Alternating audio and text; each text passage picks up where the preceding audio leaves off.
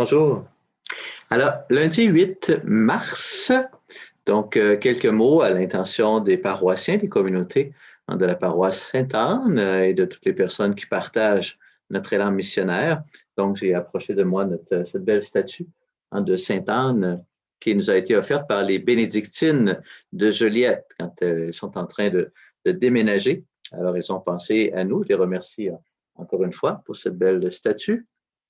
Voilà. Alors, avant de vous parler de ce qui s'en vient dans la prochaine semaine, un petit mot sur l'évangile d'hier. Donc, hier, nous avons relu ce récit où Jésus chasse les vendeurs du temple.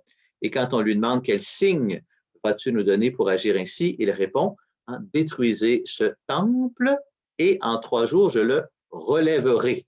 Détruisez ce temple et en 3 jours, je le relèverai. Donc, c'est une réponse qui, d'une part, nous parle de changement, passer d'un temple tel que nous l'avons connu à un autre temple.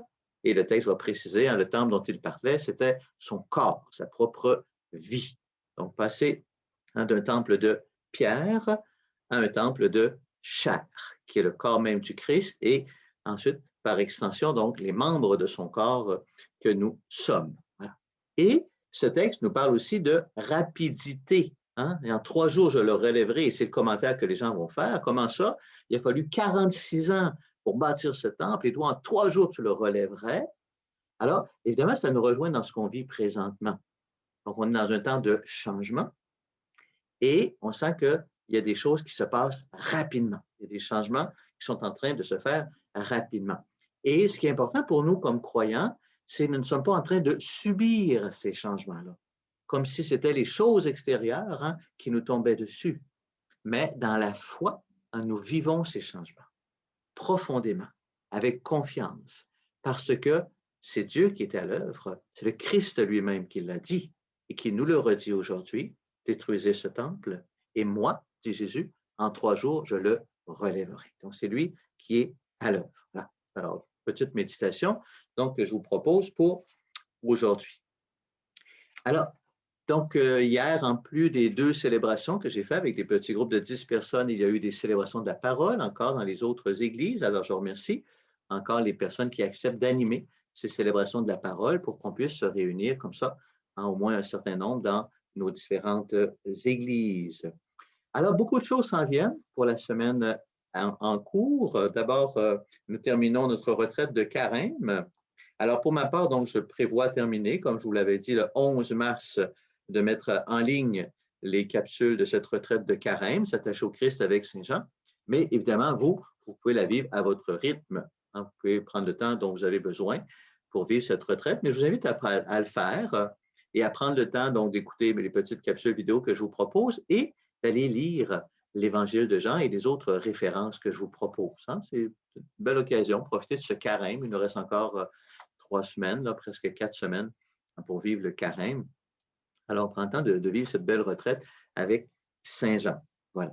Donc, cette retraite va se terminer le 11 mars et le 11 mars, donc c'est, comme vous le savez sans doute, la journée nationale de commémoration en mémoire des victimes de la COVID-19, demandée par le gouvernement du Québec. Alors, nous allons bien sûr nous unir humblement et fraternellement à cet événement en faisant mémoire des personnes qui sont décédées de la COVID-19. Alors, à 13 heures, nous sommes invités à une minute de silence qui sera suivie d'une volée de cloches. Alors, quand vous entendrez sonner les cloches de l'Église, vous saurez pourquoi. Et je vous invite à faire, évidemment, pas seulement une minute de silence, mais un temps de prière. On prend le temps de prier pour les victimes de la COVID-19. Et quand on parle de victimes, on pense aux défunts, on pense aux familles des défunts, mais on peut aussi, plus largement, penser à toutes les autres victimes, toutes les personnes qui ont souffert de la pandémie, d'une part, et du confinement imposé par le gouvernement, d'autre part. Il y a toutes sortes de souffrances. Alors, on prend le temps de prier pour toutes ces personnes qui ont souffert et continuent de souffrir de cette situation. Donc, c'est une manière de faire mémoire. Mais, éventuellement, nous aurons aussi à faire mémoire d'une autre manière. Il n'y a pas seulement que des souffrances. Il y a eu au cours de cette année des choses extraordinaires, on s'en est parlé souvent, et ça va être super important pour nous comme croyants, de faire une autre relecture, la relecture de tous les signes du royaume de Dieu qui se sont manifestés au cours de cette dernière année. Ils sont nombreux. J'en ai été témoin, vous en avez été témoin aussi. Alors, prenons le temps vraiment de nous les partager. C'est important, les signes d'espérance, les signes du royaume de Dieu en croissance que nous avons vus au cours de cette année marquée par le confinement. Pour nous unir à cet événement du 11 mars, donc à la cathédrale de Joliette, à l'extérieur, devant les grandes portes de la cathédrale, il y aura des croix blanches qui vont être érigées et les gens sont invités à venir se recueillir devant ces croix, peut-être déposer une fleur ou quelque chose, le nom d'une personne décédée, etc. Alors, si vous passez par Joliette, bien, je vous invite à aller faire ce moment de recueillement devant la cathédrale et notre évêque célébrera la messe à 16 heures. Ce sera diffusé sur Facebook. Évidemment, c'est une messe privée et ce sera diffusé donc sur la page Facebook du diocèse de Joliette à 16 heures. Je vous invite à vous unir à cet événement. De mon côté, je vais bien sûr faire mémoire aussi des défunts dans ma messe privée. Alors, si vous connaissez des personnes de votre famille, de votre entourage qui sont décédées des suites de la COVID et que vous voulez m'envoyer leur nom, je prendrai le temps de les présenter nominalement à l'occasion de ma messe de jeudi le 11 mars. Voilà. Bon, par ailleurs, on poursuit nos rencontres de catéchèse biblique du vendredi soir, pardon. Donc, il y a encore de la place. Il nous reste 3 vendredis. S'il y en a qui veulent se joindre à nous, le vendredi soir à 19h30 pour une catéchèse biblique dominicale, partage sur les textes du dimanche qui viennent. Alors, vous m'envoyez vos coordonnées et je vous acheminerai le lien Zoom pour participer à cette rencontre. On commence aussi cette semaine la neuvaine à Saint-Joseph. Donc, du 10 au 19 mars, ce sera la neuvaine à Saint-Joseph. On a reçu la publicité pour la neuvaine qui se vit à l'Oratoire Saint-Joseph. Donc, évidemment, là encore, on ne peut pas y assister en personne, mais la neuvaine sera diffusée sur le site Internet de l'Oratoire Saint-Joseph, alors saintjoseph.org. Alors, ça peut être une bonne manière, si vous le souhaitez, pour vivre cette neuvaine à Saint-Joseph. Eh bien, il y en aura d'autres un peu partout dans le monde. Avec l'Internet, on a accès à tout, mais ça veut encourager à y s'unir à des gens de chez nous, de l'Oratoire Saint-Joseph. Donc, c'est possible de vivre cette neuvaine. Certains d'entre vous ont pu se procurer aussi le lampion de Saint-Joseph, qui est très beau. Il en reste quelques-uns. Alors, si ça vous intéresse, vous pourrez appeler au secrétariat. Peut-être qu'on peut en faire venir d'autres, je ne sais pas, mais voilà. Donc, ce beau lampion à Saint-Joseph avec une très belle prière qu'on peut utiliser aussi pour vivre la neuvaine. L'important, c'est surtout de confier à Saint-Joseph ce que nous vivons présentement. Donc, Saint-Joseph, c'est le protecteur de Jésus, protecteur de la Sainte Famille, et il a été nommé il y a 150 ans, donc patron universel de l'Église. Et c'est pourquoi cette année, c'est une année spéciale dédiée à Saint-Joseph, en l'honneur du 150e de cette nomination. J'avoue que ça m'est passé un peu inaperçu à travers toutes sortes d'autres choses. Alors, je n'ai pas vraiment prêté attention à cette année spéciale dédiée à Saint-Joseph. Je vous en demande pardon. J'essaierai de me reprendre. Je verrai comment là, vous proposer quelque chose en lien avec cette année dédiée à Saint-Joseph. Donc, le 19 mars prochain, fête de Saint-Joseph, est-ce qu'on aura l'occasion de se réunir à l'église? Ce n'est pas certain du tout. Hein? Alors, on priera à partir de chez nous, encore une fois. Par contre, on attend cette semaine que M. Legault annonce quelques assouplissements pour l'ouverture des lieux de culte et des salles de spectacle. Il met ça un petit peu ensemble, même dans les zones rouges. Alors, donc, on verra qu'est-ce qu'il va nous annoncer. Ça m'étonnerait que ce soit pour le 19 mars, mais dans les jours et les semaines qui viennent, certainement, il y aura de l'ouverture.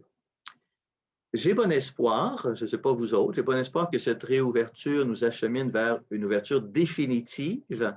Depuis un an, on joue un peu au yo-yo, ouvert, fermé, 10, 25, 50, 10, bon, etc. Mais j'ai bon espoir que la situation actuelle aille en s'améliorant et puis on va s'acheminer vers une véritable ouverture de nos églises, ce qui va nous amener aussi à faire des choix. Alors, depuis un an, j'ai fait des choix seul parce qu'il fallait prendre des décisions rapidement et c'était des choix temporaires de toute façon.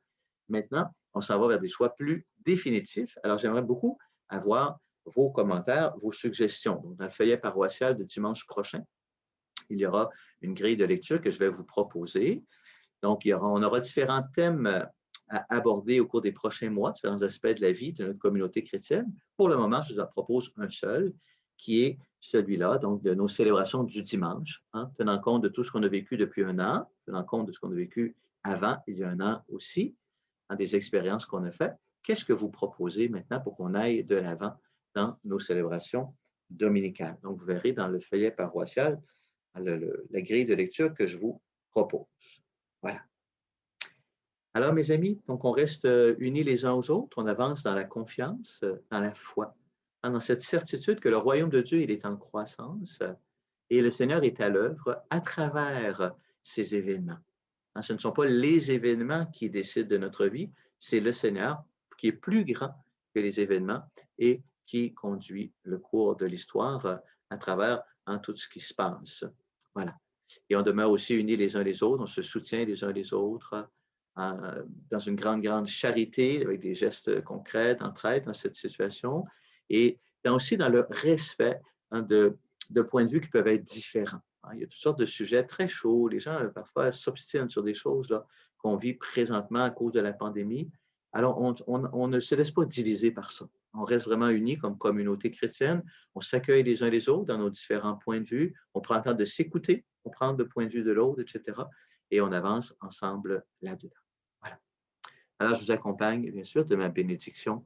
Je vous bénis, je bénis toutes vos familles, je bénis nos communautés chrétiennes. Au nom du Père, du Fils et du Saint-Esprit. Amen.